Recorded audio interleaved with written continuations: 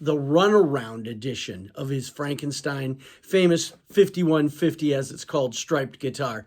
The runaround edition was the one that was in the runaround video. Wow. So that's pretty easy to, put that one down. But the stripes were slightly different than some of the others, but it wasn't Ernie Ball. And we were together at a photo shoot, and he said, "Hey, why don't you put this on, Brad, and get a photo with me?" And I was like, "Yeah, I'll do that." And so we did that. It was so cool. And he remarked, as I leaned on the guitar, he said, "Come on, hold it like you play it." So that's the famous photo.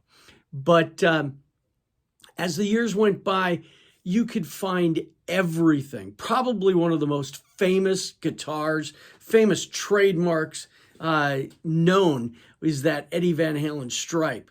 There's been striped jets. There's been striped cars, vans, motorcycles.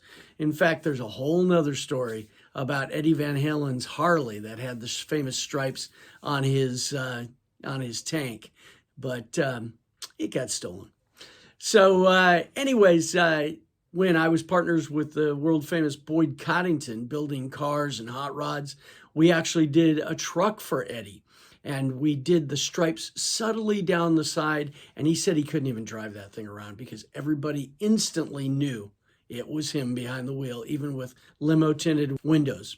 And we did special Eddie Van Halen striped wheels for it. It was a great project. But the other truck was one that was a giveaway truck. It was striped tremendously all over it, and the wheels were just striped. They weren't actually machined with the world famous stripe. But getting back to this skateboard, in 2014, Jet Skateboards released this longboard for luge longboard riding, for downhill skateboarding.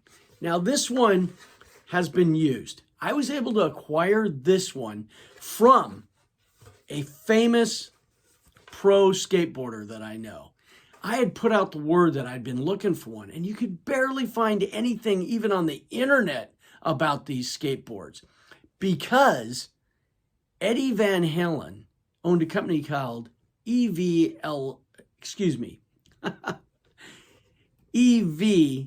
Licensing, and that company really monitored who could do what. In fact, at one point, Nike put out some tennis shoes, and those tennis shoes had remnants